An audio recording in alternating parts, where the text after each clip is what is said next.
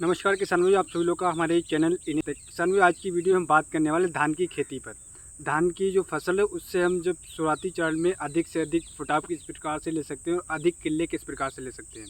तो किसान भाई, आज की वीडियो आप पूरी अंत तक देखते रहिएगा। आज की वीडियो में आपको एक ऐसी खाद के बारे में बताऊंगा कि अगर आप उसका प्रयोग करते हो तो अपनी धान की फसल से बेहद अधिक पैदावार ले सकते हो, अपनी धान की फसल से अच्छी वेजिटेटिव ग्रोथ ले सकते हो और टिलरिंग जो होगी कल्ले की संख्या उसको बहुत ही अच्छी तरीके से बढ़ा सकते हो, जिससे जो आपका पैदावार निकल करके आएगा वो बहुत ही ज़बरदस्त निकल करके आएगा और पिछले साल के मुकाबले इस साल आप अच्छा लाभ ले सकते हो। तो इसके लिए आप इस वीडियो को ज़्यादा से ज़्यादा शेयर करिएगा हमारे उन किसान भाई तो जो धान की खेती कर रहे हैं, और हमारे चैनल को सब्सक्राइब करिए, जिससे जो हमारी बातें हमारे सभी किसान भाई तक पहुँच सके और आपको काफ़ी ज्ञानवर्धक वीडियो के नोटिफिकेशन आते रहे और आप वीडियो देखते रहें। तो आइएगा हम शुरू करते हैं किसान भाई कि धान की फसल में अधिक किले और अधिक टिलरिंग किस प्रकार से लें, वेजिटेटिव ग्रोथ को किस प्रकार से हम सुधार सकते हैं, किस प्रकार से कौन से ऐसी खाद का प्रयोग करना। तो किसान भी मैं आपको बताना चाहूँगा कि अगर आप शुरुआती चरण में धान की फसल में आप अच्छी तरीके से देख रेख कर लेते हो, अच्छी तरीके से फर्टिलाइजर मैनेजमेंट कर लेते हो, तो अपनी धान की फसल से एंड ऑफ द टाइम बहुत ही अच्छा पैदावार ले सकते हो। क्योंकि शुरुआती समय ही होता है जो कि कोई भी फसल अगर आप कर रहे हो, शुरुआती समय में ही अगर आप अच्छी तरीके से खाद लगा देते हो, अच्छी तरीके से अपनी जो खाद का प्रयोग करते हो, अच्छी खाद का प्रयोग करते हो, तभी आप अच्छा पैदावार ले सकते हो। तो आइएगा हम शुरू करते हैं आज का टॉपिक। तो किसान भाई, जैसे कि मैं आपको बताना चाहूँगा कि जब आपने धान की रोपाई करी थी उस समय पर हमारे काफ़ी किसान भाई गलती करते हैं कि अलग अलग खादों का प्रयोग करते हैं। लेकिन किसान भाई, मैं आपको बताना चाहूँगा कि आपने रोपाई करते समय NPK 12-32-16 खाद का प्रयोग नहीं करा। क्योंकि किसान भाइयों, मैं आपको बताना चाहूँगा हमारी जो धान की फसल होती है उसको 6 पोषक तत्वों की ज़रूरत होती है: कार्बन, ऑक्सीजन एंड प्रोटीन और नाइट्रोजन, फास्फोरस एंड पोटेशियम। 3 जो पोषक तत्व होते हैं ये प्रकृति से मिल जाते हैं, 3 जो पोषक तत्व होते हैं वो हमें देना पड़ते हैं। तो इसके लिए किसान भाई, जैसे कि मैं आपको बताना चाहूँगा, शुरुआत में जब आपने रोपाई करी थी तो उस समय पर अगर आपने धान की फसल में NPK का प्रयोग नहीं करा था, यानी कि रोपाई करते समय आपने NPK का प्रयोग नहीं करा था, तो आपको पहली खाद में NPK का प्रयोग अवश्य करना है।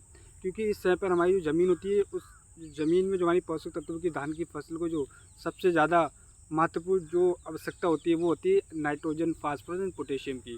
क्योंकि हमारी ज़मीन में भी कहीं ना कहीं कमी किसी न किसी खाद की पाई जाती है। वो तो या तो आप चेक करा लें तब आपको पता लगेगा, या नहीं चेक कराते तो आपको नाइट्रोजन, फास्फोरस एंड पोटेशियम इन 3 चीज़ों का हमेशा प्रयोग करना है। तो बताना चाहूँगा किसान में कि अगर आपने धान की रोपाई कर दी, रोपाई करते समय आपने नहीं डाला NPK 12-32-16, तो आप एक काम करें, जब आप पहली खाद लगा रहे हो तो उस समय पर कम से कम 40 से 45 किलोग्राम NPK 12-32-16 लाएँ। और आप जब पहली खाद लगाओ तो उस समय पर आप इसका प्रयोग करते हैं, यानी कि रोपाई के 8 से 10, 10 से 15 दिन के बाद आराम से कर सकते हैं। तो क्योंकि उस समय पर आप करेंगे तो आपकी जो धान की फसल होगी उसकी जो टिलरिंग होगी उसकी संख्या बहुत ही अधिक निकल करके आएगी और आपका धान एकदम हरा भरा दिखाई देगा और आप अपनी धान की फसल से अधिक पैदावार ले पाएंगे। लेकिन किसान भाइयों, कुछ चीज़ें आपको ध्यान रखना है जब आप NPK 12-32-16 का प्रयोग कर रहे हो। जैसे कि कुछ हमारे किसान भाई SSP का भी प्रयोग करते हैं 12 NPK के साथ में, NPK 12-32-16 लगाते टाइम। लेकिन किसान भाई, मैं आपको बताना हूँ कि आप अगर आप NPK लगा रहे हो तो आप एक काम करो, NPK की थोड़ी डोज कम कर लो और उसमें एक बैग SSP का लगा लो। सिंगल सुपर फास्फेट भी बोलते हैं जिससे कुछ हमारे किसान भाई, उसका भी प्रयोग कर सकते हैं। तो आप एक काम करिए, एक बैग 50 किलोग्राम का या 45 किलोग्राम आप सिंगल सुपर फास्फेट और उसके साथ में आप 40 से 35 किलो, यानी 35 से 40 किलोग्राम आप ज़मीन की रिक्वायरमेंट के हिसाब देख लें कि आपकी ज़मीन हल्की है। अगर हल्की है तो आप 40 किलोग्राम NPK 12-32-16 लगाएं। अगर आपको लगता है कि आपकी ज़मीन मीडियम है तो आप 35 किलोग्राम NPK 12-32-16 और उसके साथ में एक बैग सिंगल सुपर फास्फेट का लगाएं। और लगाते टाइम आपको ध्यान रखना है किसान भाई, एक चीज़ जो मैं आपको बता रहा हूँ ये कोई भी आपको नहीं बताएगा, ये मेरा खुद का तजुर्बा है, मेरा खुद का एक्सपीरियंस है, जो मेरा 10 साल का एक्सपीरियंस है।